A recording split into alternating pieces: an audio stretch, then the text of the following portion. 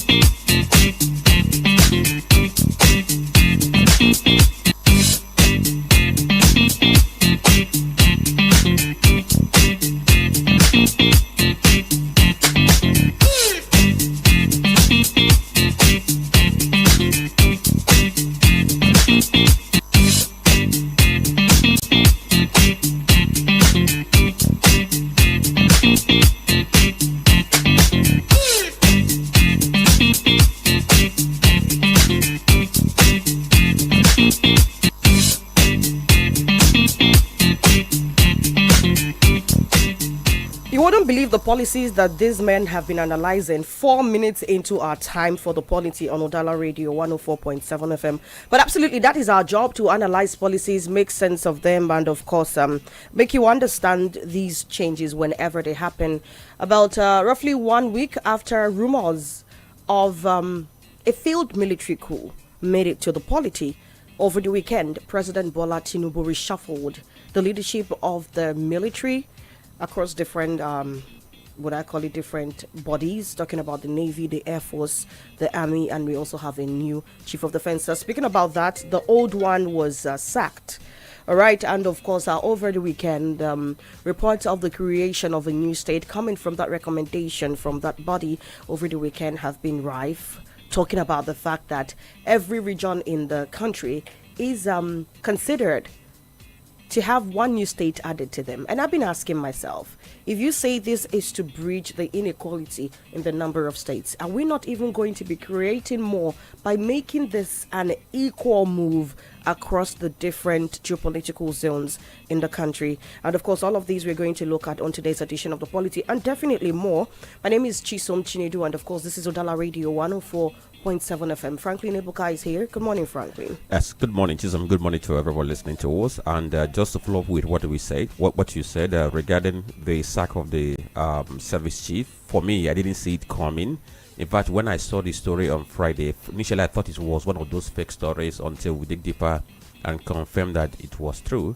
And interestingly, and somebody from Enugu State, Neke, was also appointed in that among the service chiefs. They talked about the what's it called again? The essence of state creation. I had been asking myself to the same question: if the essence of trying to create a national state for the South is to correct imbalance, so why the across-board proposal for each of the geopolitical zones to have one additional state? That means that inequality will still continue to be engendered. Now, I have to come back home here because in Anambra State, almost on a daily basis, we get to have developments regarding the November 8th Anambra gubernatorial election.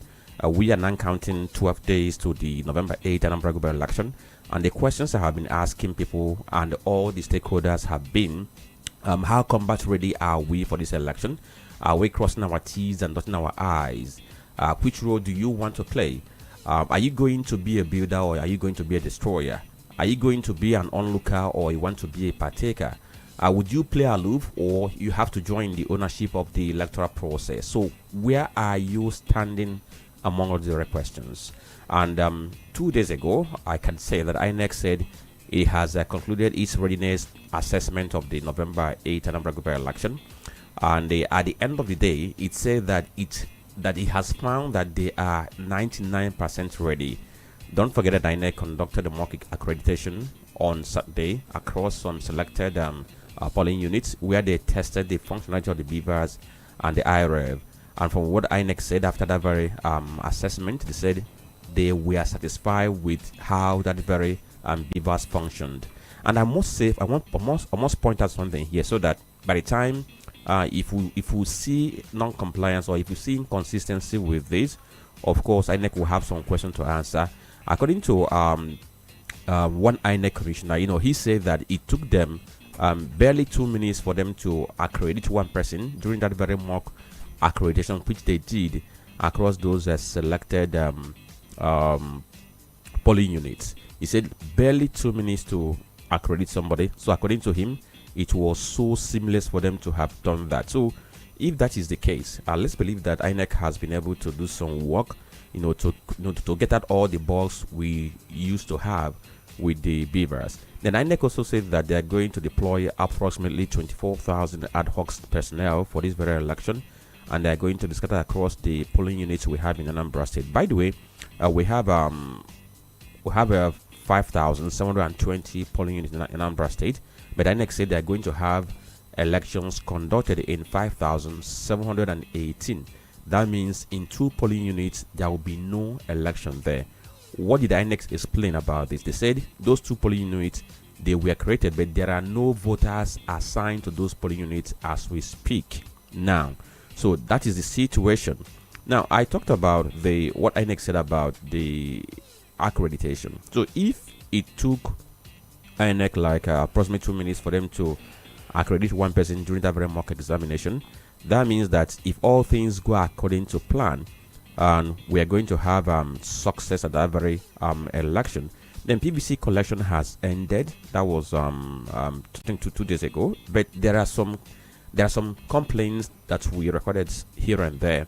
So I don't know whether INEC is going to consider to extend that very collection, because some persons did not collect. They said that they turned up for the collection, but because of inadequate manpower that INEC deployed for that very exercise, it affected the pace of the exercise. So if INEC will consider to do some extension so that those who didn't collect should also collect, and if there is a way they can do this very decentralization and deploy more staff who can help in this very distribution so that nobody is going to be disenfranchised. Then let me just cross over to Cameroon before I get to rest my case. And Cameroon, as of this very morning, we learned that 4 persons have been confirmed dead because of the protest that erupted as they are waiting the result of the presidential election, which was held on October 12. I think we're crossing over almost like 3 weeks after the election, and results have not been announced. But from what we gathered, the results are going to be announced today, being Monday. But we saw protests in so many places in Cameroon, and there were clashes between protesters and the policemen. Policemen had to use tear gas and what have you not, just to ensure that they killed that very protest. And I must say that it's quite interesting that in Africa, each time we have elections, of course, we begin to see violence, because there is always this very question about the integrity of the process. Chiroma, who was one time ally of Paul Biya, is the one saying that he won the election, that he won about 58 point something percent of the vote cast, but there are plans or moves to change what the result is, and he said he's not going to take it. In fact, yesterday there was a protest in Garua, which is where he hails from, but I learned that in places like Batua there was no protest. So we are watching to see what the result is going to be, but for more indication from initial results released already, Paul Biya is leading. So if eventually he is declared winner by end of today, he's going to begin his 8-year term. Somebody who's been in power since 1982, 43 years after, he's still going for another term at the age of 92. who is dealing with Africa? Let me rest my case here. All right, we're not alone in the studio. Dr. Tony Olisa Mbeki is here with us. Good morning, Tony. Good morning, Chisom. Good morning, Nigerians. Good morning, the good people of Southeast. Good morning, India Nambara. Good morning, John Nichadonido. Good morning, everyone. We know that our presence here couldn't have been possible if not for the mercies and benevolence of the Almighty God who has made everything possible. We had our weekend, not a good one for me, but then we will still praise the Almighty God for all He has been doing and all He's still doing. And we are just back in our sanctuary to look at different political developments, and then we know a lot has happened, and then we are just going to look and mirror each and every one of them and see what we can make out of them. So you sit back and enjoy the program. You're welcome. All right, then, before we go over to making sense of all of these developments, we are going to go ahead and tell you what the front pages of the major newspapers say, starting with some of the papers on our desk this morning. Daily Sun newspaper, we have the Punch, Vanguard, and of course the Guardian newspaper. The Daily Sun here, banner headline is the state's creation, Nigerians divided over NASA's approval. That's on page 6. Dangote applauds Tinubu's reforms, projects $55 billion annual revenue. Allays fears on Ember Month fuel scarcity, plans NGX listing to empower Nigerians, refinery to become largest in the world with 1.4 million barrels per day capacity. That's on page 26. Airpeace begins Abuja-London Heathrow flight operations on page 25. H1, Access Holding records 42.4 trillion naira in total assets growth on page 4. Unijust student kills buries mate in shallow grave. That's on pages 29 and 4. Really, really scary things happening in the world. A gunman attack checkpoint, kill security operative, injure another in Benue. And on page 27, hypertension threatens future of Nigerian young adults. That's from a cardiologist. Okay, so he talked about many things happening in the world. It's a similar story that we recorded in Delta State, where two men who went to a native doctor, they were declared missing days after they went there, until police got intelligence that led them to the shrine, where they found out that those persons were killed. In fact, they were lured by their half brothers, and when they got there, they were killed and their organs harvested for ritual, and then their bodies were dumped inside a septic tank. That tells you they had, the time we are in. In Enugu State, I think I saw a story in Enugu State where a man was arrested for defiling his two daughters. So it's quite a crazy time that we are in now. So let's look at other headlines we have on other newspapers this very morning, since we have seen the headlines on Sun newspaper. So we begin with the headlines we have on. Okay, just hold on a bit. Okay, headlines we have on Vanguard newspaper. This very one here, which is the banner headline, says NECA man Nasima rejects Senate's NSITF takeover. The story is on page 4. It has riders warn against politicization of workers' fund.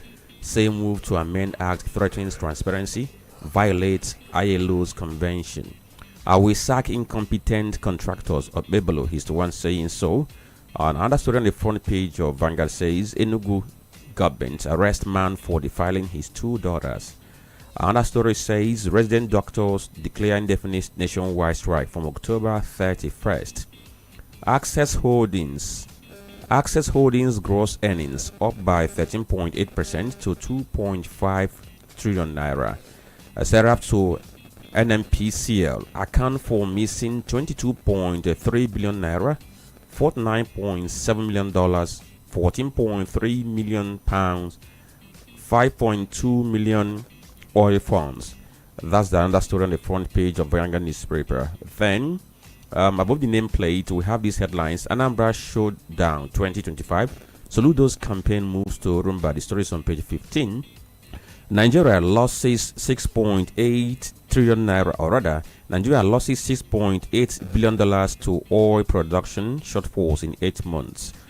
It has a rider that says, okay, it's very, very tiny. It says, records 93.9 million barrels shortfall, 2.0 million barrels target no longer realistic this year.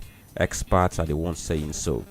Then Dangote expands refinery capacity to 1.4 million barrels per day, and from what we gathered, that is going to make Dangote refinery the largest refinery in the whole world, bigger than the one they have in India, and it's going to take like 3 years for them to be able to complete this. Then the other story we have that complete the headlines on front page of Vanguard is Mr. and Mrs. All right then, from the Vanguard newspaper, let's go see what the Guardian says. 767 local government areas without active websites amid autonomy, 3 trillion naira yearly windfall. That's on page 6. Now, has a couple of writers taking a look at local government authorities' digital footprint. And LGAs have received 8.93 trillion naira since 2023. Questions about transparency, accountability over stunted digitalization. Experts put Nigeria's 15-year digital growth at 17%. Rural internet access restricted to 23%. I think generally Nigeria has a backward trend towards digitalization. The other day we were talking about how we can digitalize academic certifications, so that you just go to a website, probably type in the matric number or even the person's year of birth or full name, the way you do with your NIN, and you find out everything about the person's academic record. But year in, year out, lack of digitalization is making a lot of things bastardized in the country. And even to add, in some places where we have government website, whether it's for local government or state government, interestingly, of course, is a process for transparency and accountability, but what they're supposed to update on those websites are hardly there. Exactly. That tells you that we're lagging behind. Very still. You go to a website in 2025 and you're finding information from 2016, really? Or 2021 as the last time it was updated. Really, we need to do something about that. Now on page 4, organized private sector opposes move to amend NSITF Act. On page 7, Constitution review, how Kalu pushed for additional Southeast state. Fragile structures equals the real opposition as PDP fumes SDP splinters. On page 6. On page 3, while we are expanding our refinery to 1.4 million barrels per day by Dangote, crash terrorism now. Nigerians task news service chiefs. On page 3, it takes 62 signatures to pay one NDDC contractor, says Ndoma Egba. On page 7, the kind of bureaucracy we have, it is scary, and yet it doesn't kick corruption away. So who is deceiving who? 62 whole signatures to pay one contractor. And some monies have been diverted. We play too much, really. On page 5, Ayedati Workless backlog of Ondo police salary arrears. On page 4, resident doctors to begin strike Friday over unmet demands. It was ASU the other day, now resident doctors. It is a never-ending cycle. One group is striking today, another is striking tomorrow. And at the end of the day, it is only when the elites are affected that these issues are totally sorted. I mean, look at issues with the aviation sector. They don't have to go back and forth. But every other thing, it is a continuous back and forth with them. But those are the stories you'd find on the front page of the Guardian newspaper. Okay, so that story about Benjamin Kalu, how he moved or how he pushed for the creation of additional Southeast state. It seems like Benjamin Kalu, Deputy Speaker, is trying to use his position as the chairman of Constitutional Amendment Committee to further political campaign. Why am I saying this? If you check this very headline, go to Vanguard, go to Guardian, go to this day. In fact, virtually all the main papers we have in Nigeria, they have this story embedded in them. Like somebody decided to sponsor this very story, and I'll be asking myself if actually he is pushed. Okay, how he pushed for the creation of these very additional states, to whose advantage? Because from what it is now, it seems like they want to use state creation to settle every political interest and geopolitical zone. Because if we are going to create more states, and from 36 we are going to go to 42, and it's not meant to address the basic issue of equity, rather just to pacify all those who are asking for state creation, then have we addressed what the issue is all about? Now let's get to the headlines on Punch newspaper. Beside the nameplate 2027, Abure OT LP factions at war over Obi ADC pact. The story is on page 44. Just to divert a bit, I don't know if any of you saw that headline where P2B was saying that we have to rechannel Yahoo boys into whatever. I don't know if any of you saw that headline, and Many people didn't find it very funny the way he said Yahubas are not doing. That's the way he put it, which I'll see get back to that headline. Then this one says, under Buhari Tinubu, 500 generals forced out despite rising insurgency. The story is on page 2. It has a rider that says, ex-generals warn of crisis as Buhari Tinubu eras lose young generals to early retirement after shake-up. What happens is that once an army chief is appointed from class of course that is lower than those who are still in the service. Of course, the senior ones have to be eased up because they can't be taking instruction from the younger ones. Economic recovery has begun, says Edun. The story is on page 35 of Punch newspaper. Delta deploys Airbus A330-900 neo on Nigeria route. The story is on page 25. CBN pumps $1.25 billion into fuel imports, others in 3 months. The story is on page 31. 5 pregnant Ondo girls rescued from baby factory. Check pages 4 and 5 of Punch newspaper. And the final story here says, Soludo's 1 million naira promise for voters to curb apathy. ABGA, the story is on page 44 of Punch newspaper. That particular story, I think that's where we're going to be starting the conversation today, because like I would always say, we start from home. Speaking about Soludo talking about 1 million naira, I remember that particular headline. When it first broke, it was given a lot of interpretations. I'm going to take a few lines from the Punch newspaper before we dive into making sense of it. The All Progressives Grand Alliance said on Sunday that Anambra State Governor Professor Chukuma Soludo's cash reward promise for every ward won by his party in the forthcoming November 8 governorship election is not an act of vote buying, but a strategic move to encourage healthy competition and voter participation across the state. Sunday Punch had earlier reported that Soludo, who is also the APGA candidate in the election, stirred controversy after announcing the reward during the party's campaign rally in Umunze, Urumba South local government area on Saturday. Tony, I'm pretty sure that you saw all of this. According to this report, 1 million naira each, and the ward that comes first will get 5 million, the second 3 million, and the third 2 million naira. And the third, 2 million naira. There was also a deal that any ward that wins again will receive 1 million naira, while the first 3 performing wards, I already listed the 5 million, 2 million, and 1 million naira respectively.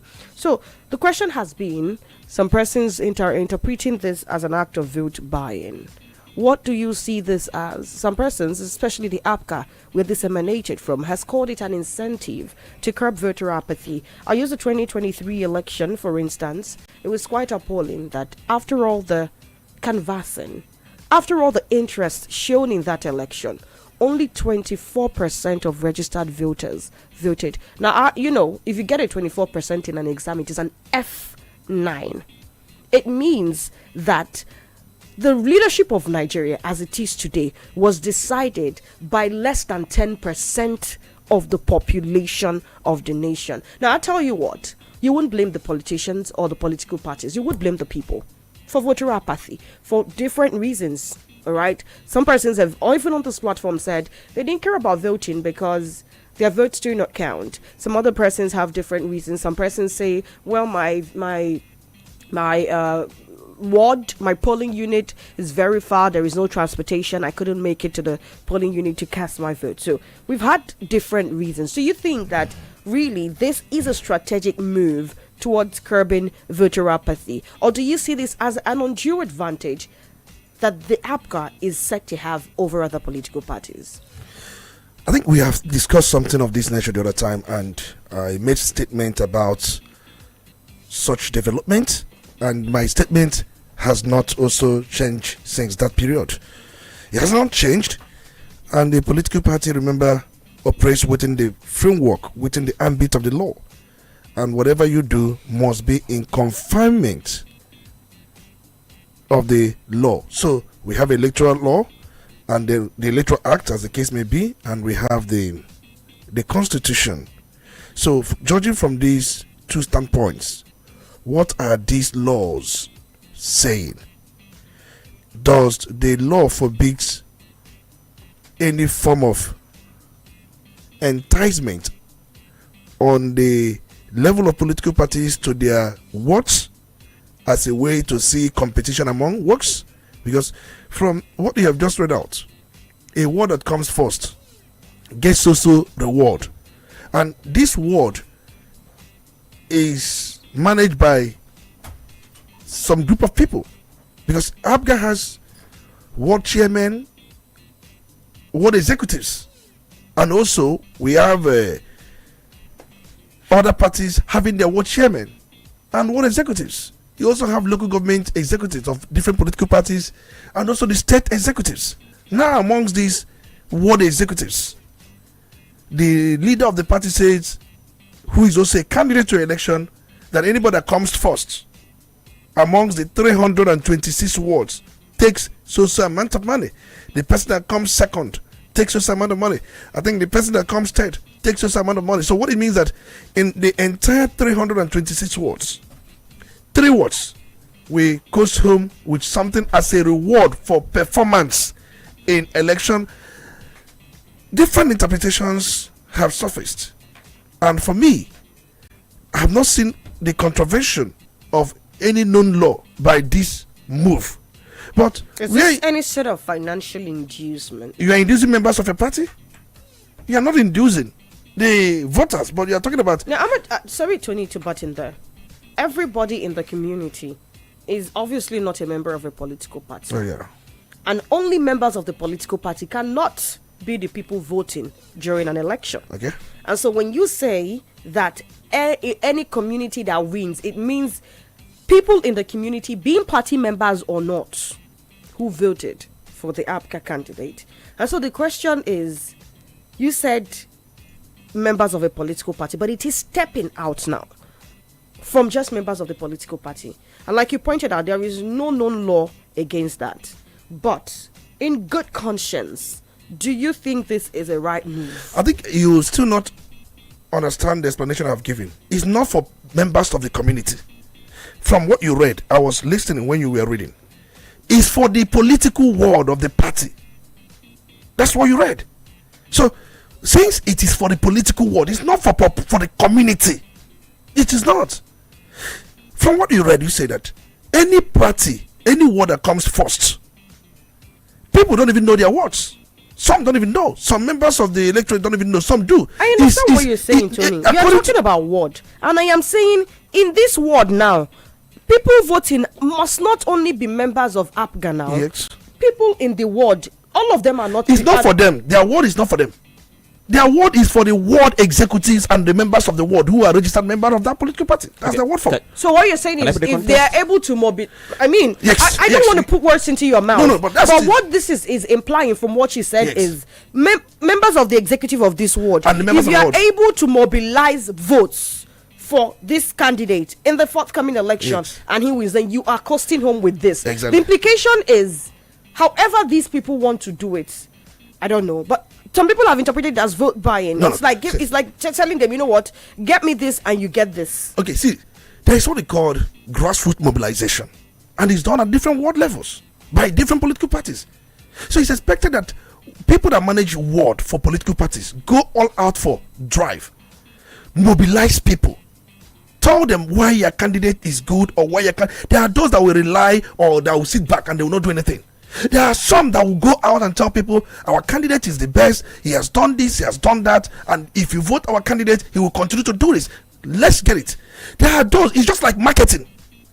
The word, that's the word there. I get your point. The people, the ward executives, there are those that will market the candidate very well. There are those that will sit back and will not market the candidate. So now there is a competition for those who market the candidate very well, and through performance it shows that they have done their work. The money or the award is for them, not the people that voted. Right, no, Franklin. For people that are doing the marketing. Okay, so let me add to this very thing, because the one that happened at Umunze in Orumba South was the second time the governor was making such a statement. When he was at Anambra East, he also made the same statement. And if you look at the report that came from Anambra East, they said that the governor challenged ward and local government leaders. Perhaps he challenged councillors and and the chairman of local government for them to ensure that they win their award and get that very reward. Perhaps. Then if you look at the report that was captured by Punch newspaper, that one took a different narrative. So it's not a challenge to the wards, neither was it a challenge to the local government chairman. Rather, it was like challenge to people of this very local government. If you are going to vote for ABGA, of course you're going to get a reward. Now, Tony, look at the problem. Irrespective of whether the promise was made to council chairman or ward executive or councillors, where the challenge is this. Somebody might begin to ask questions about what is the essence of that promise for a reward. Is it not to spur them into an action to influence certain things? Now, if you are making a promise to, let's say, party chairman, for instance, let's say if you're saying to the party chairman in a ward, if your ward gives us the highest number of votes, you are going to get a reward. That simply means that you are trying to give an incentive to that party chairman to go extra mile and ensure that people vote for the party. That's what it means. Now, let's look at this. I sat down to analyze this, and I said, for us to be able to understand the context of what the governor said, one, the first thing we have to ask ourselves is this: where was that statement made?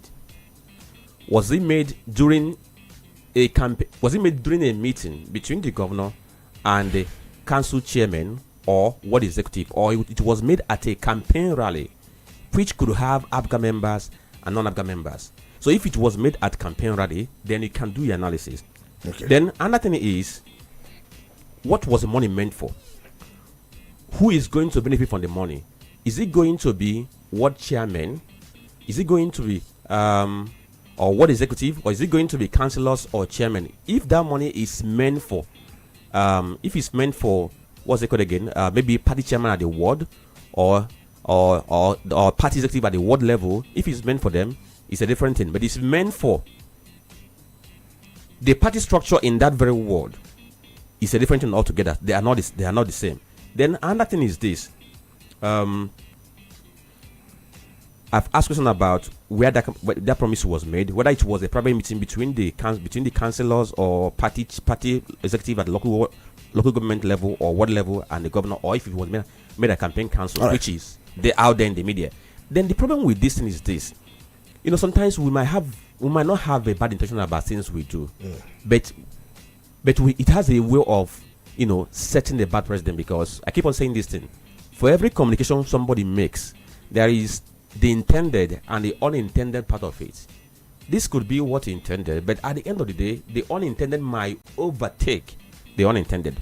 Why am I saying this? Tony, let's go to section 127 of the Electoral Act. Or I think, okay, let's begin with 121. It says, any person who directly or indirectly gives, offers, or promises money, gift, loan, employment, or any valuable consideration to influence a voter to vote or refrain from voting for a particular candidate or party, or accept such inducements to influence their vote, commits an offense. And penalty is 500,000 naira or imprisonment up to 12 months or both. This is what the Electoral Act says. So if you now analyze this action in respect to this provision, can't we see an element of an attempt to induce voters to vote for a particular candidate? Why this is an intellectual discourse is that we are looking at it from different angles. And then from what you cited, let me take you back. Most times when something happens, we forget history. And then, to be honest with you, I've seen such promise by different governors. And let me cite of recent. It was Governor Ganduje.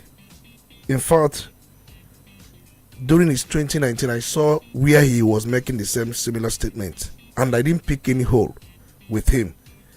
Ganduje in Kano State 2019 election, when he was going for re-election, he promised reward-based system to local governments and then wards that would come on top. The promise is for the ward executive and registered members of the ward, not the electorate. understand that because I saw him on a podium where he was making such statements. For me, I didn't see anything wrong when Ganduje was doing that in 2019 because the promise he was making was targeted at the ward executive and registered members and at the same time the local government, and he was saying that during campaign rally, but he was so clear on the people that will benefit from that very promise. And then later on he rewarded Nasarawa and the Kwale local governments because they came top. And let's be very clear about this. It is important that we let you know that all the political parties do this. It depends on the way they usually come out and do it. Because APC often adopts a reward-based mobilization strategy. That's what they call their own, reward-based mobilization strategy during an election. And in their own, it is through appointments, empowerment packages, and cash incentives. That's for APC. That is why if a ward does well, you see the governor or the president making appointment from the ward that performed well, apart from cash incentives given to them. Okay. See, let's go back. I want to clear it. The weekend had serious issues. No. All right. We can clear it. Let's quickly and then up if on you look that. at PDP historically uses performance-based reward as part of its grassroots retention system. And they are the one that even started this. That's PDP.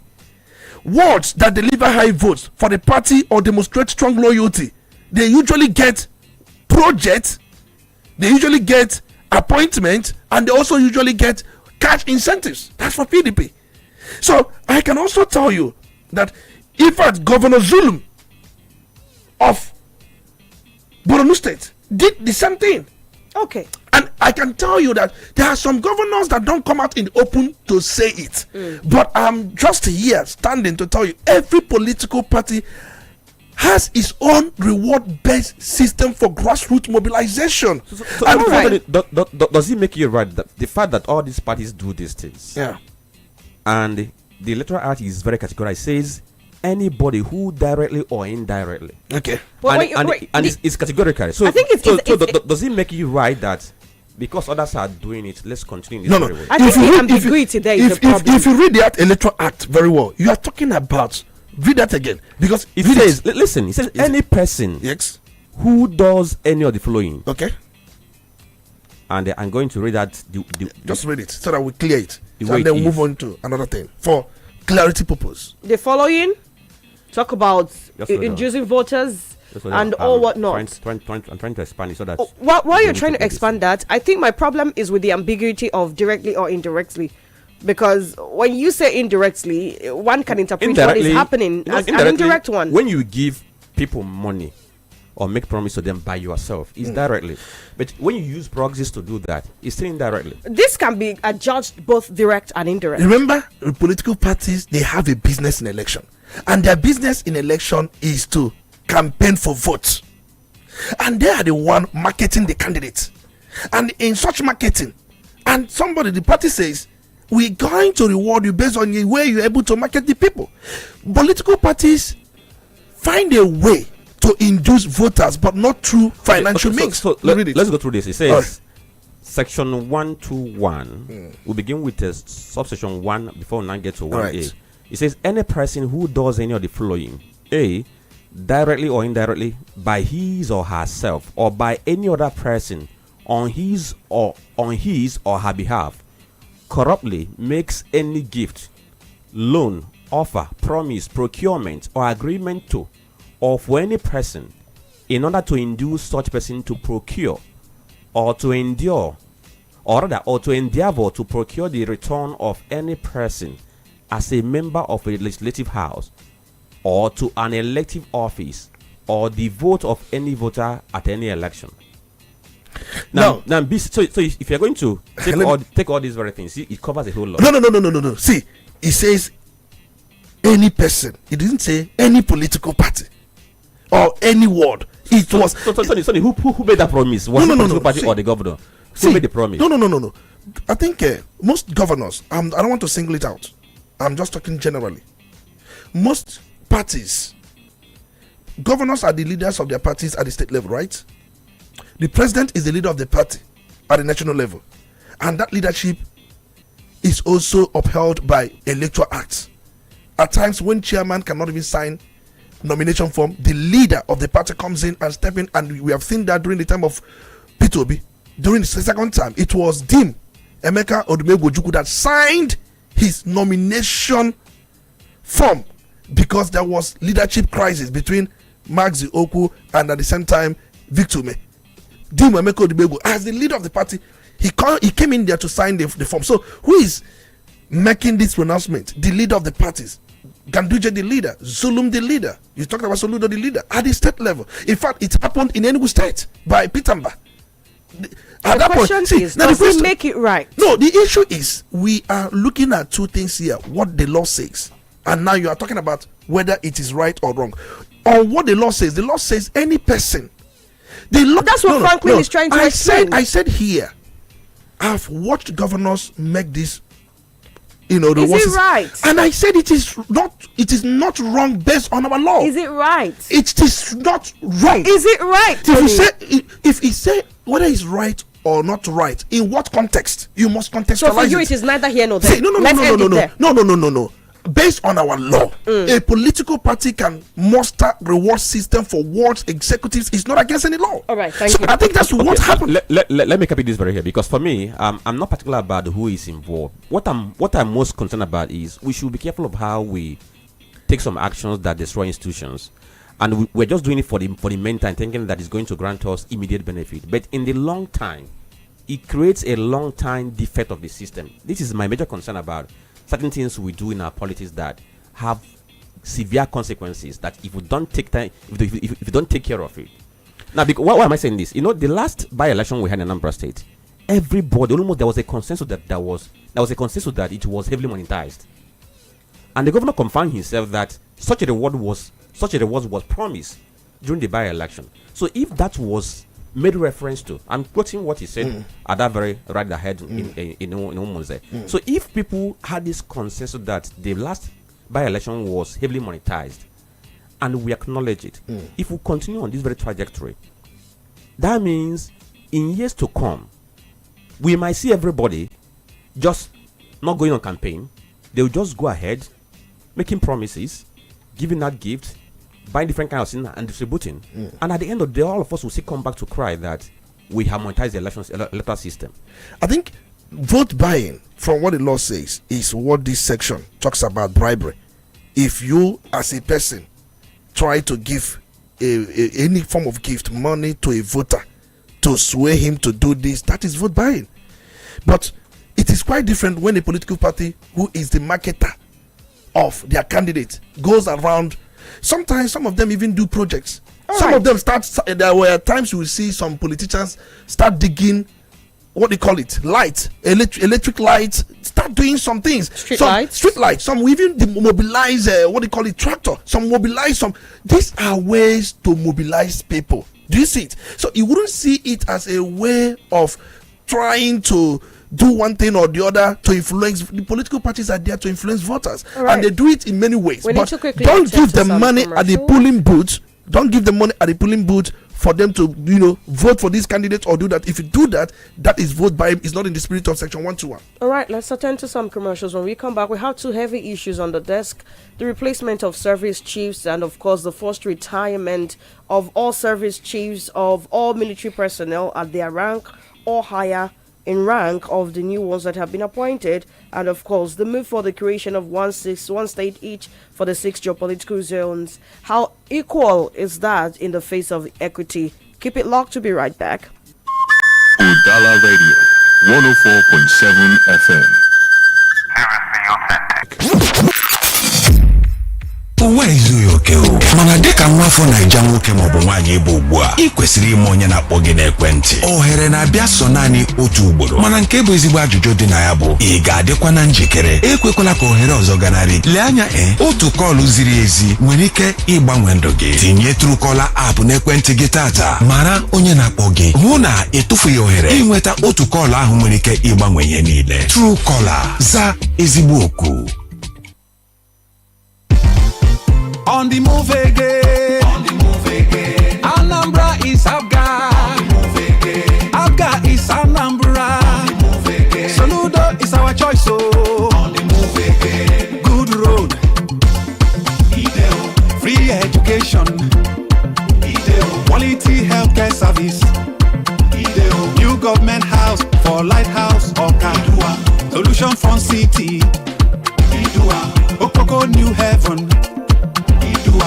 Better security, many better life project. On the move again. On the move again. Anambra is Abga. On the move again. Abga is Anambra. On the move again. Soludo is our choice. On the move again. On November 8th, vote for continuity and more development. Vote the Soludo Ibezim ticket. Let the solution continue. Abga, Onyaga na Wanneya. Vote Okuko.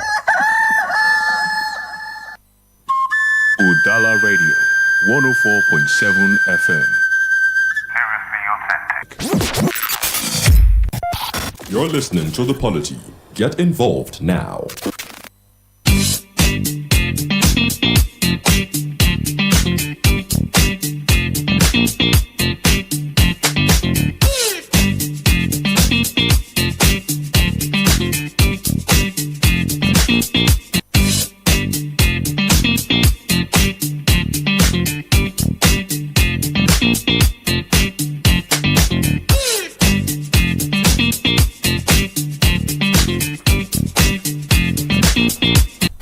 The National Assembly Joint Committee on Constitutional Review approved the creation of 6 new states, one in each of Nigeria's geopolitical zones, as part of its resolution in the ongoing review of the nation's constitution. It ratified a number of states in the country. We rise from 36 to 42, with the Northwest now going to have 8. The Northeast, North Central, Southwest, and South having 7 each, and the Southeast having 6. This particular conversation has taken a major part of conversation in the polity for the past 48 hours. For the past 48 hours. The meeting happened between Friday and Saturday. And so the question has been, in the spirit of equity, the southeastern state has for a long time now cried about marginalization. We do understand that with every with the creation of one more state, there is supposed to be the increment of allocations, right? And then for a zone like the Northwest that has 7, having the highest number, now going to have 8. It means allocations for them also increases. For other geopolitical zones that had 6, now having 7, allocations for them also increase. So what kind of spirit of equity brings about this kind of unequal measurement? Because the Southeast has been the only state for the longest time with only just 5 states. And then, Tony, let's start with that. Do you see this as a means to equity? It is one of the means. Increment across board? Of course, it is. Let me say this. It's important we understand where we're coming from and where we are heading to. And I have said it many times here, we've had different political conferences in Nigeria. The one convened by Abacha in 1995. And that conference had about 273 delegates, most of whom were handpicked by the government of Abacha. And then if you look at the highlight of that very conference in 1995, creation of 6 geopolitical zone, which later became an informal but accepted national structure. And then also you had other things like proposal for single 5-year presidential term, and then rotation of the presidency between North and South. Debate on federalism, revenue allocation, state creation, and local government autonomy. And then he also produced a 1995 draft constitution. But we know why Abacha convened that very conference was to transition from military to civilian president. That was the part of it. So he did that to consolidate power. But having said that, one thing that came up was issue of creation of states, and then this issue of Etiti state and Anyama state were major front runners. It also, and remember that very conference anyway, before I leave that to the next one, was under the chairmanship of a revered Justice Adolphus Karibi White, who was the chairman. I remember then likes of Professor Awul Yadudu was the legal advisor to Abacha, was also the vice chairman. I saw likes of Lahaji Maiteme Sule, Emmanuel Iwanyanwo, Shetima Limungunu, and many of them, even Professor Dorakir was still a young technocrat then. Then, if you go back to 2005 conference, we know why Obasanjo convened that conference was to see how he could achieve third term agenda. He was actually looking at constitutional amendment, amongst other things, to achieve his third term agenda. That was the primary reason he convened that. But some of the things that also came out was the issue of state creation again. Remember that conference in 2005 had about 400 delegates representing all the 36 states, political groups, traditional rulers, professional bodies, and even civil society organizations. So the state creation also came up again, and this issue of Etiti state and Anyama state were also on the front runners. But other highlights of that very conference, issue of increasing the 13% derivation of the Niger Delta from 13 down to 25%, amongst other things. I know the chairman of that very committee was Nikki Toby, Justice Nikki Toby. So move fast forward to 2014, we are about 492 delegates also met, drawn from all walks of life, ethnic nationalities, professional bodies, traditional rulers again, and just as usual. And in their own case, they recommended creation of additional 18 new states to balance regional representation. They brought issue of devolution of powers from the federal to state government, so just like exclusive legislative list being devolved. So they also brought issue of rotational presidency again, and then state policing and so many things they brought, but that's not the issue. Now, it is on record that Southeast is politically marginalized. I will tell you the difference between Southeast and Igbos. People are making the mistake of interpreting the two to be the same. There is difference between Southeast and Igbos. It's quite different. I'll come back to that.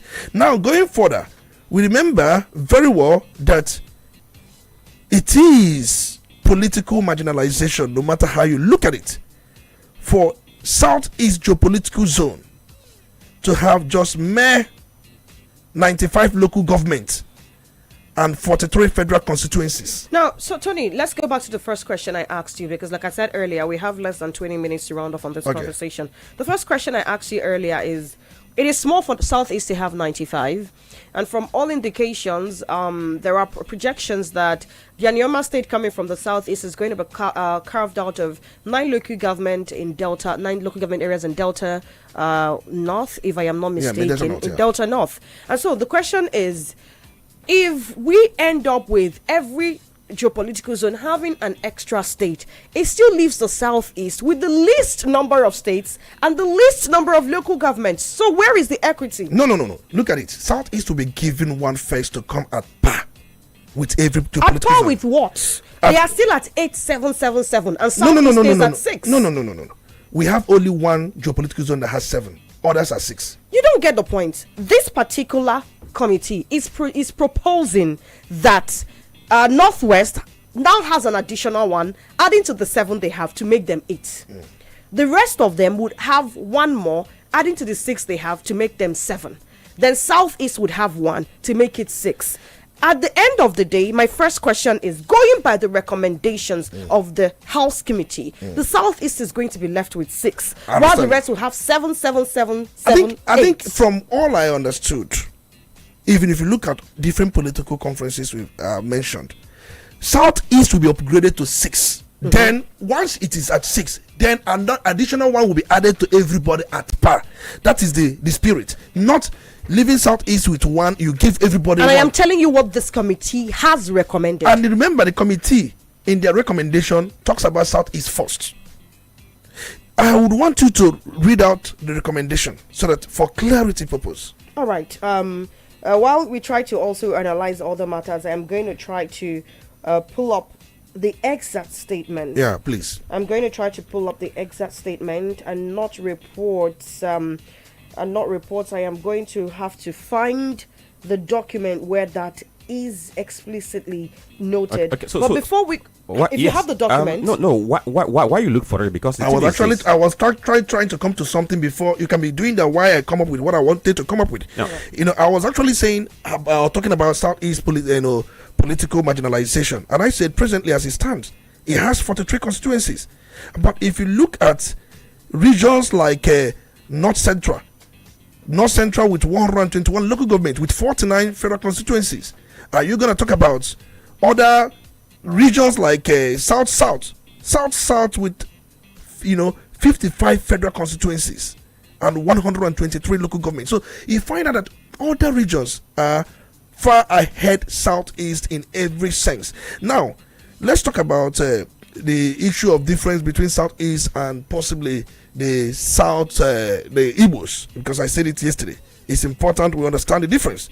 When you talk about Southeast, it's important that it is a geopolitical zone, and that geopolitical zone is for political, geographical representation, especially in governance, policy making, and regional representation. That is Southeast, and it has just 5 states: Abia, Anambra, Enugu, Ebonyi, and Imo. That is Southeast. So don't mistake Southeast to be Igbos, but they are dominated by Igbos.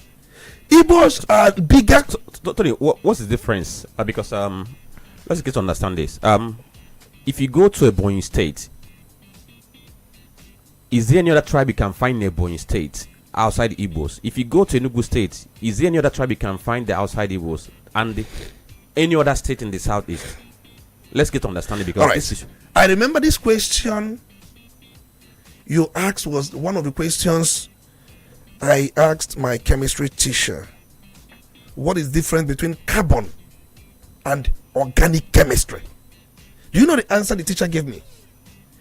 Every organic compound or element contains the element carbon, but not all carbon containing compounds are organic compounds. Now it may sound so elitist. Let's break it down.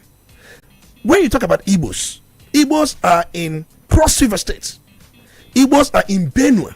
I mean, they have their local government. If you go to Cross River State, you have Ogoja area. They're Igbos. If you go to Benue State, there's a local government, I think, the local government of Benue State. They're Igbos. Then if you come to, if you come to Rivers, you have many local governments that are Igbos.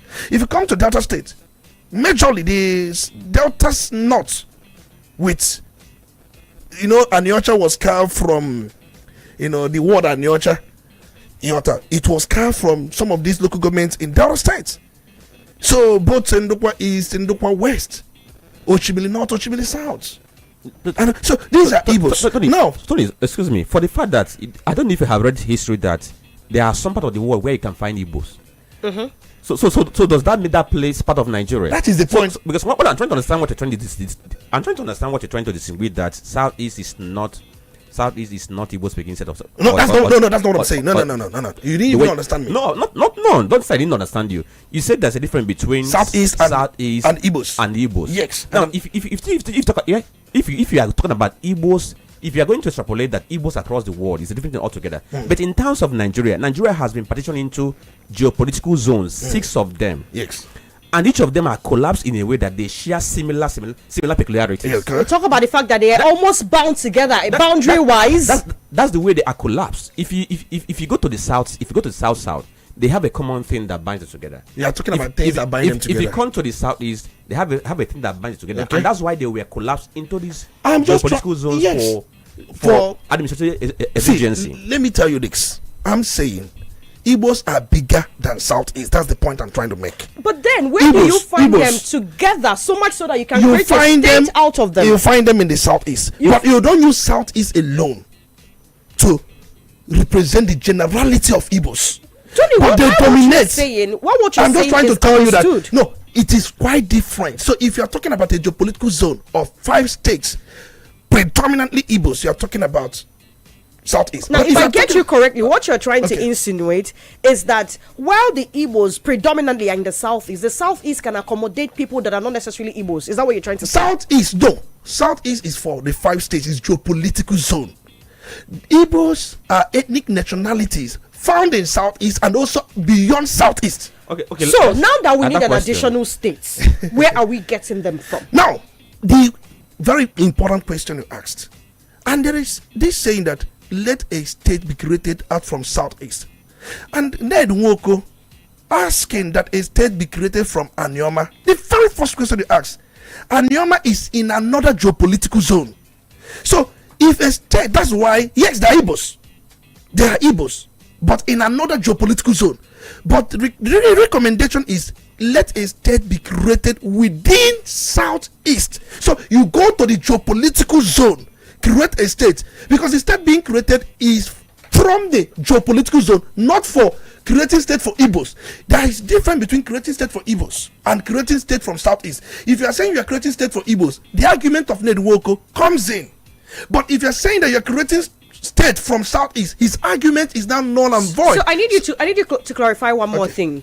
So the implication is that we cannot go to the south, south. That's Yes. Delta region. Yes. We cannot go to the south, Yes. where Anioma presently is. Yes. And carve out a people and say, you know what, you're moving from the south to the south. No. Because if you look at the recommendation says a state. Going by what you just said, yes. you have just again confirmed that what the committee recommended is creation across regions. No, I asked you to read it. No. I asked you to read it. I'm going to read the report from the Premium Times please, because the please. exact document is not available. Please, Just read hold it. on, because Tony, sorry, I'm confused by what you're trying to explain. Trying to make distinction between this very thing. Okay, please. And I made this very statement. People who have been complaining of marginalization politically in Nigeria, they are they the Igbos or people who are in the Southeast? Now, if they are the Igbos, where are they domiciled? Is it the Igbos who are in the Southeast or Igbos who are across the world? That's number one. Then another thing is this: if you check all the recommendations that have been made about creating additional states for the Southeast, all of them have tilted towards creating these very states from either the Igbo-speaking part of Delta State, Igbo-speaking part of River State, or from the Igbo-speaking part of not Igbo-speaking part of or from Imo State, Abia State, Anambra State, and what have you not. Just check. You see that in creation of these very states, they tend to look at that cultural similarity. What do they share in common that if you bring them into one geopolitical zone, they will be able to? It will be able to situate. So I just want to understand this distinction you've been trying to make between Southeast and the Igbos. because we're talking about the context of Now, Nigerian politics. Yeah, you are talking about context of Nigerian politics. If you go back to that recommendation, they say that additional one state be created from Southeast to make it at par with other geopolitical zone. He didn't mention the issue of ethnicity there. And then, just like I've said, Southeast is a political geographical region. Igbos are ethnic group whose homeland extends beyond the Southeast. Now, this one is not an issue. We're talking about politics here. No. For the essence of politics in Nigeria, before we move from 3 regions, right? Of course. Before we even created Midwestern region. Let me ask you something. Then before we now move into this state creation, and the way state have been created, Okay. the way state have been created, there's this pattern that is being followed. And then we now said, okay, maybe for the issue of geopolitical administration, Yeah, okay. we now collapse these very states into geopolitical zones. Yes. Now, is there any now if we're talking about representation, Yeah. there are okay, let me even use this example. Let me use Okachuku example. When Okachuku contested for the House of Reps from Abuja, Yeah. he won and he represented Abuja, not for the South. He's an Igbo. I think Now for policy's sake, anybody who is going to represent the Southeast in the structure of the parliament must be from these states we know to be in the southeast. I think you are you must be from that side. I think you are. If for politics, Nigerian constitution says you can contest election at the place of your residence.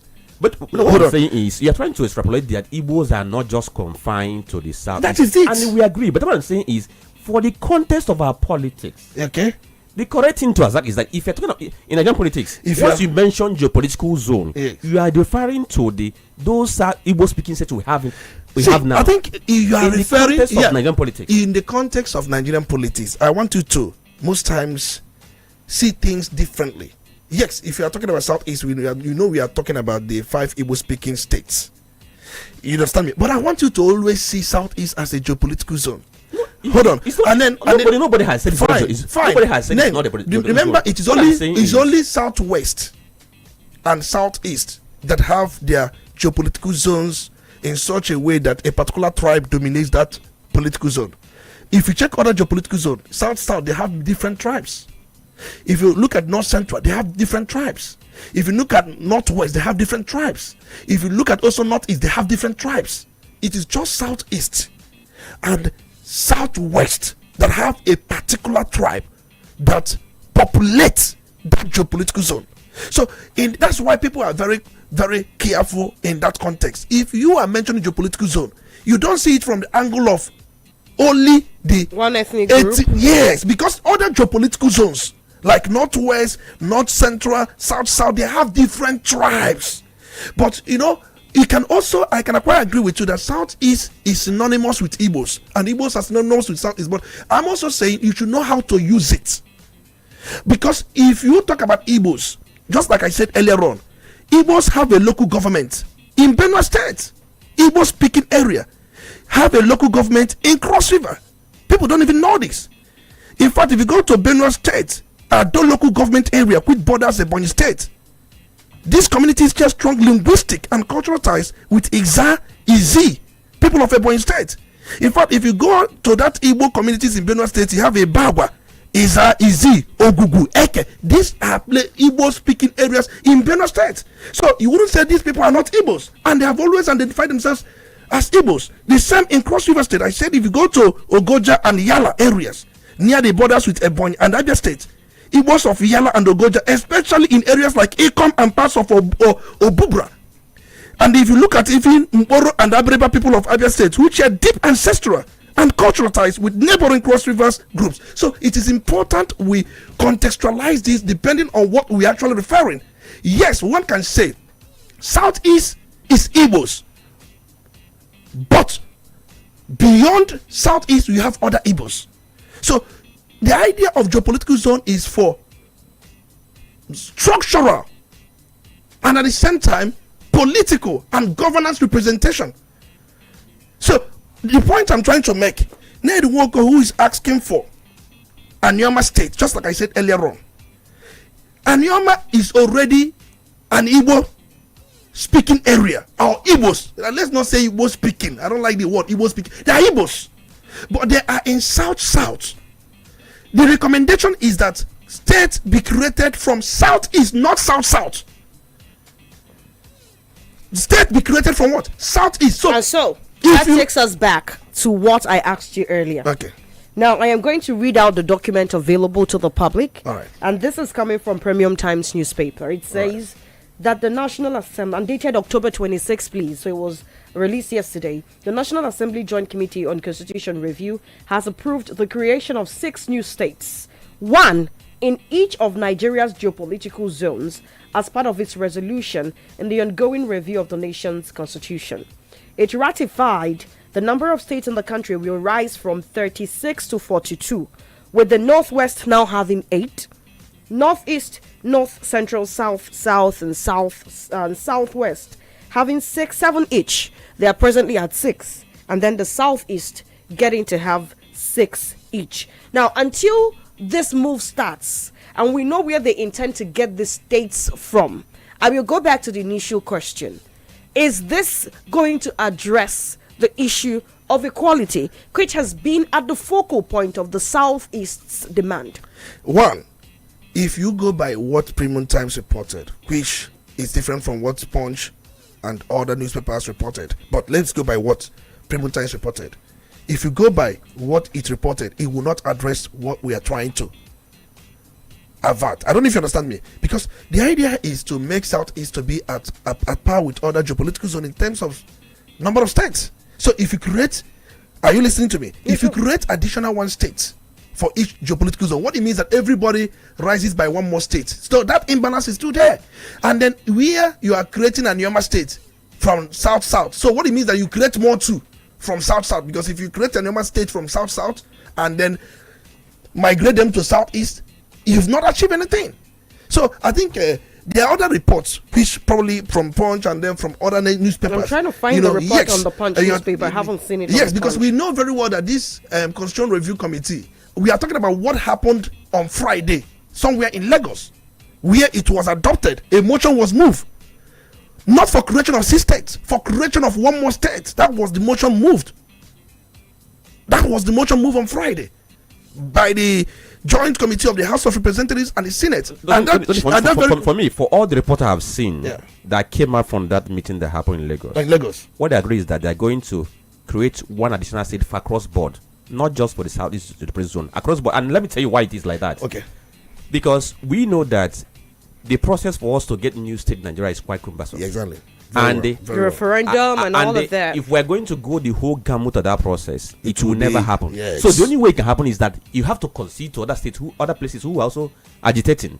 And that's what I think they are doing now. They're trying to play the politics. Let's pacify everybody and give one more state to the southeast and then one more state to others. It does not address the imbalance. It does not. It does not. What I'm saying, what they're doing now is just political gymnastics. Gentlemen, we have to attend and it's to going to some end this very commercial. way, because when they are done with this, they will now go to the state. They now go to the states that will require like 2/3 of the state to concur before that. See, if you are to create all additional states for the entire 6 geopolitical zone, it is nonsensical, because you have not addressed the deficit. One region has a deficit, has the least local government, has the least federal constituency, has the least revenue, has least in everything. So you want to create one more for region like Northwest that will now have 8. So that is Bangladesh. That is Bangladesh. Until, because if you look at 2014 confab, they agreed on 18 additional states, and that was why many people faulted it, and it never worked. If you look at 2005, first and foremost, they say that Southeast will be given one more state. Then we now talk about adding one more state across board. You must bring somebody to equity before you now talk about addition. So if you are to add along the lines, he has not addressed that deficit. That's all the point. Let's go attend to some commercials. We are not going to leave that issue of new service chiefs appointed untouched. But for now, some commercials. Udala Radio, 104.7 FM.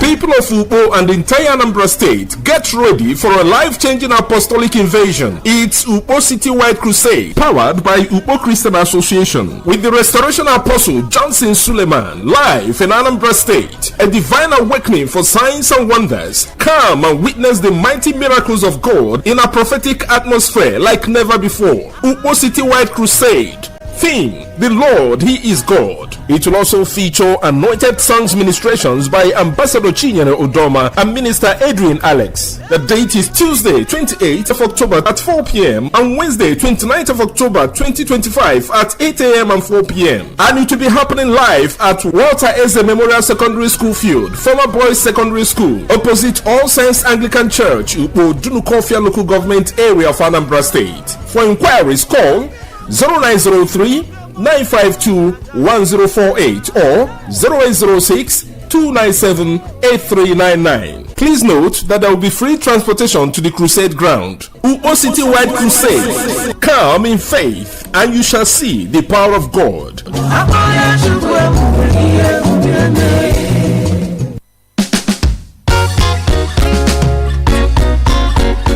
Metwaka no be, when them metwaka no be, so bend you woman, metwaka no be, go nyanga na one ya, Netwaka no be chobebe sero kuko Mama foga chipozo Mama fona chofu mone mofuma Netwaka no be together fuga go to be Oba te fuga chipozo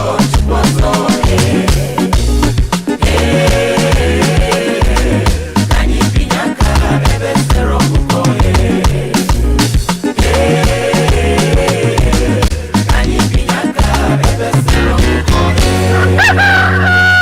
Wambo binya kebe sere ọkụkọ ka ọ lụọ atụ egwu rụrụ ọrụ ọma gaba n'iru. Quality bread, Wendy's bread, for your family breakfast. Wendy's bread, Opa Chande Dozialo. Wendy's bread, Mama Papa they like Wendy's bread, Nachicha Nenyandu.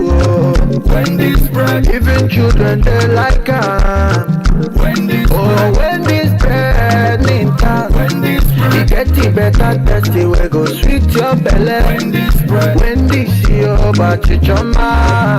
Wendy's bread, the champion.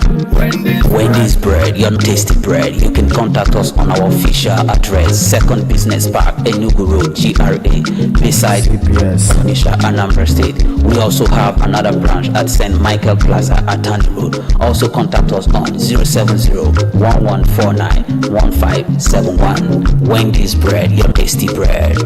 Wendy's bread.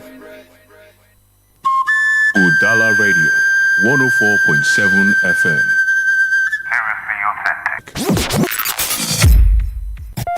You're listening to the Polity. Get involved now.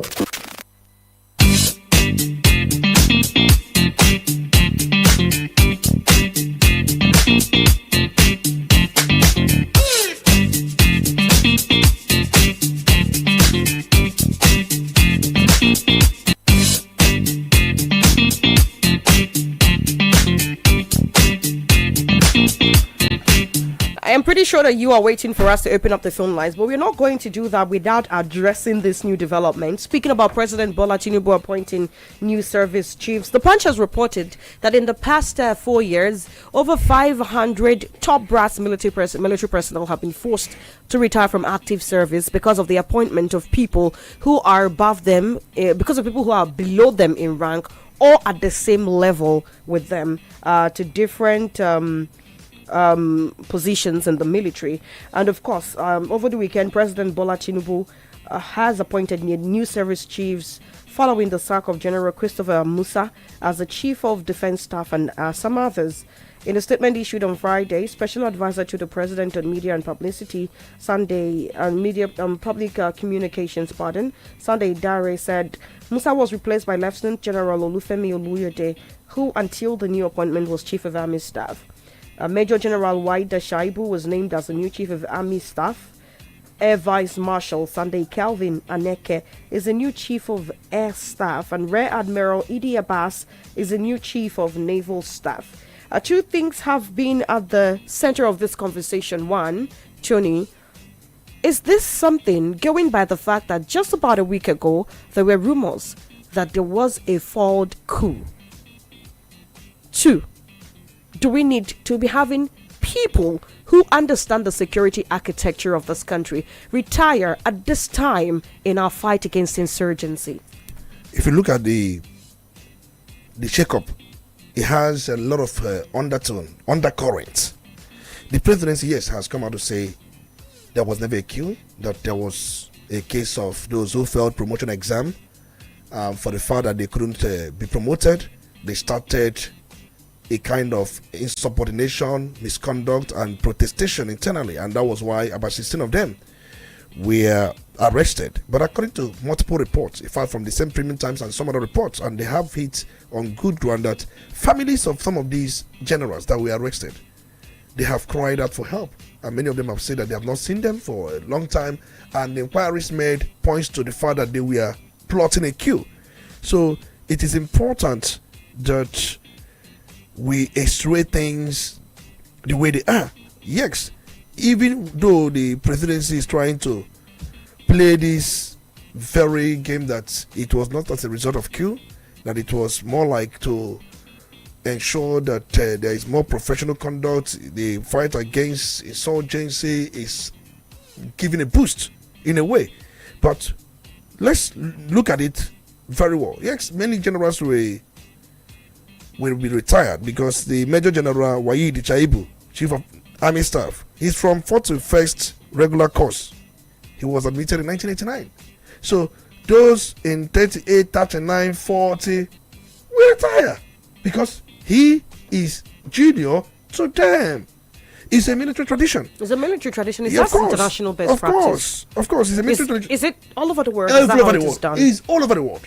Then if you look at Rear Admiral Idris Abbas, if you look at it, he is of 40th regular course. What that means that the Chief of Army Staff is also his junior.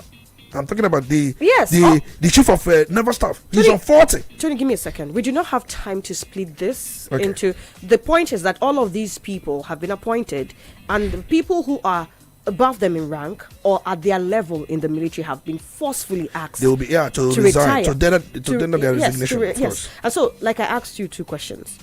The coup that was reported, rumored, do you think it has anything to do with this? It has. It's my personal opinion. That's why I said, do you think? It's my personal. It has. You think it does? It has. Now, at the timing, looking at how volatile Nigeria is as a nation, security-wise, is it wise for us to be having people retire? Yes, it's international best practice, but do we not need more hands? I think if you look at it, it depends on the mission of every military shakeup. Yes, we have upcoming soldiers. We have the ones who are retiring. They have been there for a very long time. One would ask, what have they been able to achieve? It's not about keeping them. It's not about trying to bring this hunger, this thirst, this quest for them to defeat insurgency. You ask, why has our armed forces not defeated insurgency? We've seen budget being given from year to year, where the military, the defense usually get the best of the budget share. But have we been able to put these allocations and funds released to best use? Have we been able to do that? See, it's not about many of them. I don't know. I don't want to just talk the way that would sound as if you're insensitive. But many of them, especially those in the naval duty, know what they've been doing in Niger Delta. So I don't know. The point remains that many of them are big men. There's no doubt. Finally, on this particular matter, do you see them bringing new strategies on board, not on paper, but in action? I don't see anything happening unless we change a lot. You cannot, just because you pour in a new wine or old wine in a new bottle or new wine in an old bottle, and you expect change. We must redesign our roadmap in stamping out insurgency. Just changing of these service chiefs cannot stop insurgency. Our approach must change. All right. And our engagement must change. We must be result oriented. In fact, if there should be a performance reward system with it, I know maybe that could be something of such nature, but we need it to be developed, and we must also extend our hands to those who are willing to give us that kind of help, devoid of anything. So it is important that changing this service chief, I think primarily it was done because of the queue, and it is difficult to plot a queue anyway in Nigeria because of the decentralization of quite a lot, even armory and a lot decentralization of so many things. We saw the presidential armed guard being on alert, and we saw how they were quick to ensure that the issue of spaces were taken over when there was such a rumor. But let it be known, it will be very difficult. That's why the defense intelligence is there, and that's why Mr. President retained him. And then there is this argument that it's not the duty of defense intelligence to make arrests. It is the duty of the respective jurisdictions like Army, Navy, and Air Force to make arrests of those of their men who we are touted to be doing that. But we are told that the people that made the arrest was the Defense Intelligence Division of the Armed Forces that made that very arrest. All right, then, let's open up the phone lines. Sincere apologies, we're adding to your time, and you can help us by making it 1 minute of you going straight to the point, being as objective as possible, turning down the volume on your radio set, and of course, not wasting time on formalities. 0803-221-6973, 0803-827-6694. Have your say. Who is on the line? Hello, good morning. Good morning. Yes, good morning. I love you. Good morning. Good morning, my chief. Dr. Tony Olisa Mbeki. Yeah, Now I'm going to disagree with you completely on the issue of state creation. Lucky that was there when we were going to talk about Anyoma State. That was close to 15 years ago, a very long time ago. And one of the issues that kept coming up was the issue of contiguity. It doesn't look like this particular crop of legislations are thinking of that. What it simply means, to my thinking, is equality and justice, period. Now, contiguity. Now, to talk about, you said that how can you, if we are not stupendously hypocritical or stupendously naive, in one legislature, you got a state being looked after by 14, 8 states. You got another one, 44 local government.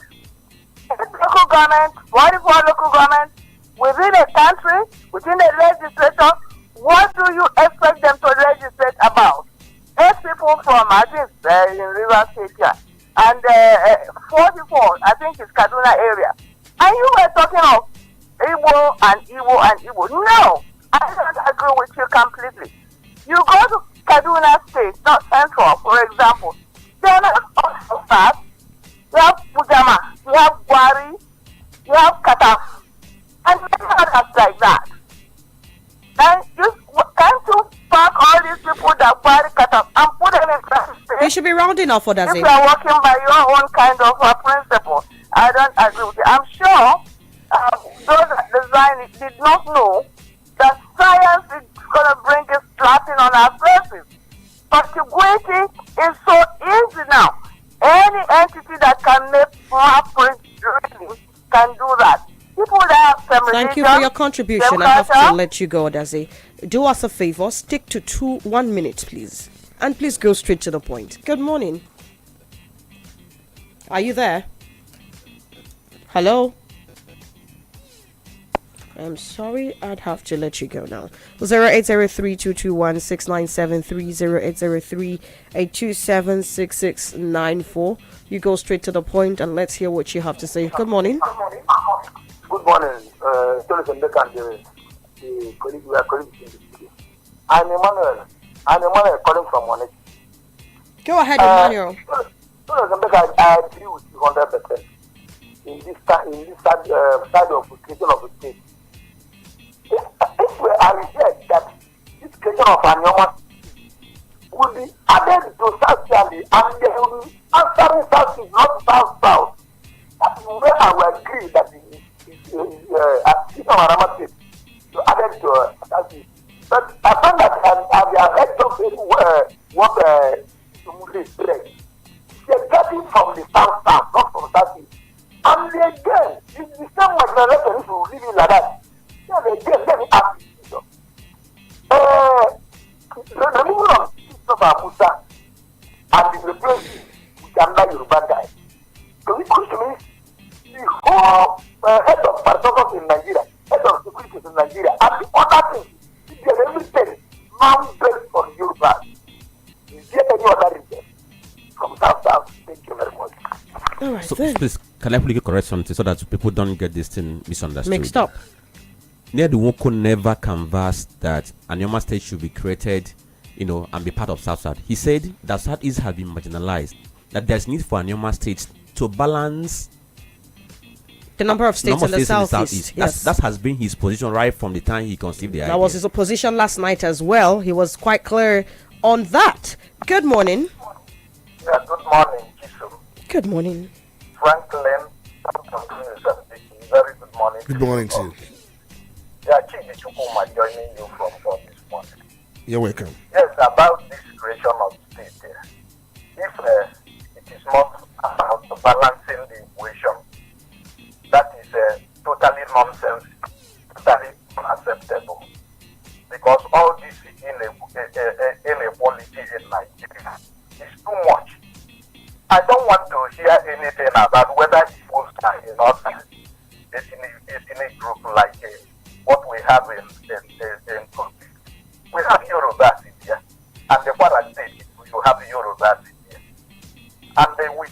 the essence of federal character is this region, these political regions in Nigeria, that will be treated equally if there is anything like equity in Nigeria.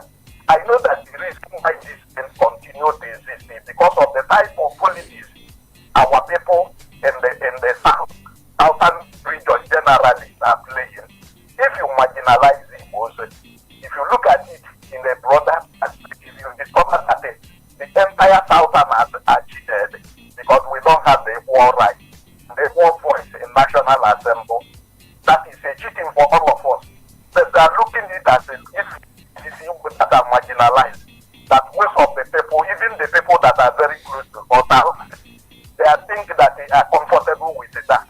That means that they don't know politics and have to share things equally in Nigeria. So we have to let it be that if they want to create, the reason why they are seeing it is number one is to balance in the equation. Then the one that is placing from the Delta State, that is Anioma, will be an addition to Igbos. If not, we cannot accept that. It is a cheating. We can never accept that. Good morning. All right then. Good morning. Let's hear what you have to say. Hello. Good morning. Good morning. Please go ahead. All right, then you should try to reconnect 0803-221-697-3080-387-6694. Yes, good morning. Are you there? Hello. Good morning.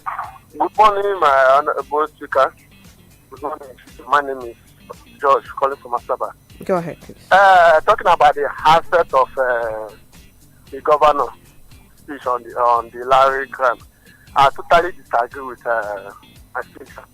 Why I disagree with him? When you went to his rally, you are not talking to just the African members.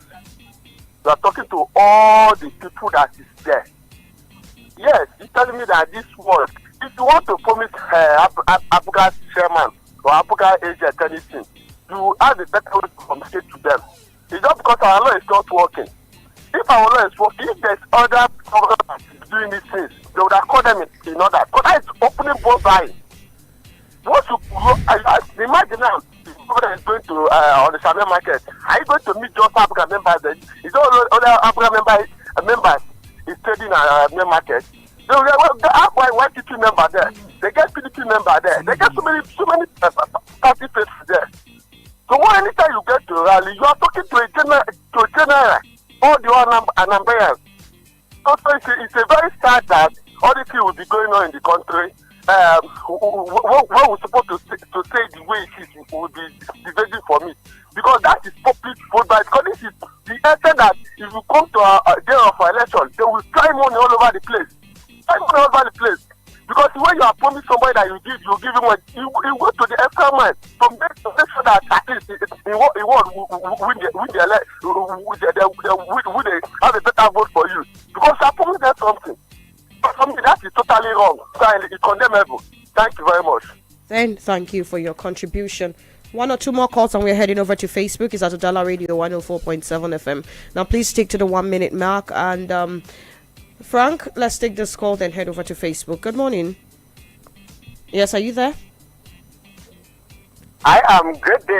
It's just like I go streaming the airwaves from us tomorrow. Let's do this in a minute. Good morning, everyone in the studio. You're welcome. You see, this is Nigeria for you. A compass that has no bearing. State creation. Just as Tony said it, I've been sure it was told us. Hello? To augment the Southeast for what others have gotten. Yes. Plenty times has been read by Chisom, and Tony has found nothing. That is the politics they play the Southeast and Igbos in this country. Every time they keep on marginalizing us and trying to marginalize us into believing everything is good. This is Nigeria, full of deception. Politics in this country are doing the Nigerian masses a disservice. And as a matter of fact, that is the reason why Nigeria is a compound to that ER engine. You see, today I have to let you go. Let's head over to Facebook. Okay, so let's see how far you can go because we have plenty of reactions here. So Amarachuku Gay says the comment made by our governor, I don't think it's a good one. And okay, he said now okay, so he said if the governor discussed with his party leaders in their meeting, it would have been a different thing altogether. The reason why the statement from the governor is not bad is because anything can go in our electoral world. And he posted from Onitsha. Emmanuel Ezadugu says, in the spirit of fairness and equality, state creation should be even across the geopolitical zones.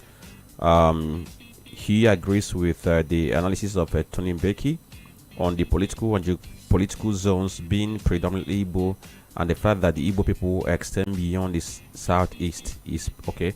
And then Nobra Tuchokoye says, okay, I'm trying to edit what you posted, but his point is that the governor was speaking at a campaign rally, not to party members, and that is monetary inducement. If it was done by opposition, the outrage would be loud, but unfortunately, who will invigilate?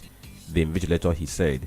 Ugochukwu Frank says, imagine we are able to round up all our Yahoo boys. Yes, they are ours, whether we like it or not. Round them up, house them in one huge institute somewhere in Kebbi State, where they will be given proper and adequate cyber security training. Then we can mandate them to create very smart innovations that will drive public service and the development of tech in that region of the country. I think you were referring to what I said about what that statement which Obi made. The headline says, some Yahoo boys are geniuses, require redirection, not condemnation. Then Godswill Okoye says, my take will be on creation of more states in Nigeria. If the committee can't give Igbos equal state with other zones, it means Igbos are still marginalized. They should be given an Onitsha state first before adding more states across 6 geopolitical zones in Nigeria. Then Okoye Angoleka, thank you for joining the program. Clement Odife says, okay, if Tony has been following Nedumoko's argument, it has been that Anyama State should be added to the Southeast for equity. We don't need any of 5 Southeastern states further divided. Let's get the arguments right. Okay, he posted from my bag, and thank you, Clement. Thank you, Eze Hillary, for your comments. Dr. Mrs. Molebra says, our youth needs redirection. Nigerian youth must be carried along, not just merely on the facade, but in reality. A good percentage of positions of about 30% should be given to them and not the old politicians that have expired. Okay, I'll pause it there. And then Anams Amy, okay, he disagrees with Tony on what he said, and he said that what gave rise to the issue of clamoring for state creation is because of the South is being marginalized. And he says, moreover, Nigeria is being partitioned into geopolitical zones and not by what language or tribe somebody speaks. Then also Francis Omaga Namani from Enugu State says, the move toward creating additional states to the southeast is a right step in the right direction, because whatever is good for the goose is also good for the gander. And then Wanya Leonard says, okay, thank you for following. He's listening from Wago. Thank you for liking the program. Christian Onyedekwa says, the governor didn't get it right. I don't say you are fighting crime, and on the other hand, you are creating crime. He should have promised them projects like roads, water, electricity, and not money, because they will now be fighting over the money, and perhaps it could lead to other things. Right. And then we have to leave it here. Collins Uzoma Wakwe Oluchichima Nobatu Chokoye Ugochukundeli Iche Billions Master Bay Warrior, plenty of you. Thank you for the comments you dropped on our page. Apologize, we cannot take all of those comments. There's so many comments. Totally out of time. There's so many comments. Yeah, with so many comments. Let's round off because we have a program in a few minutes. Yes, so definitely. Let me clarify this. And quite I agree with some that say that such kind of a reward system should have been announced in the party structure internally, not at the campaign rally. I agree. Because we know sometimes how communications move around. people misconstrue it. So it would have been done at the party level. That one settled. Now coming back to the issue of creation of states, and I've said it many times. For us as Igbos, it is marvelous in our eyes to have Asaba as the state capital. It is marvelous to have Asaba state capital. If you create Aniocha state now, Anioma state now, as the case may be, it means that the other states with oil money coming from other regions and all that, we may lose Asaba as the capital. You know what it means? Miriam Babangida, to her instrumentality, helped Igbos to have Asaba as the capital. And when we talk about Anioma, it's an acronym. Anioma, many people don't even know that Anioma is an acronym for, places like you talk about what do you call it, Aniocha, Ndokwa. The ADIA stand for Aniocha, the NDIA stand for Ndokwa, the IDIA stand for Eka, the ODIA stand for Oshimili, and the ADIA stand for Anambra. That is Anioma. So you find that Anambra. What about the M? The M there is part of Oshimili.